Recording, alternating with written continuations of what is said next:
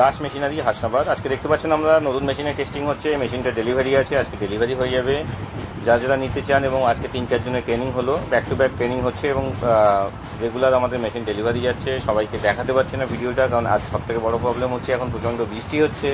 Machine যখন গাড়িতে load হচ্ছে এত বৃষ্টি হচ্ছে যে সেই সময়গুলোতে আমরা ভিডিও করতেই পারছি না। তো যতটুকু সম্ভব এই মেশিনটারও আমরা ডেলিভারি হয়ে গেছে, কিন্তু এই মেশিনটার ভিডিও করতে পারিনি আমরা। নেক্সট আপনাদেরকে আবার নতুন মেশিনে আপডেট দেবো।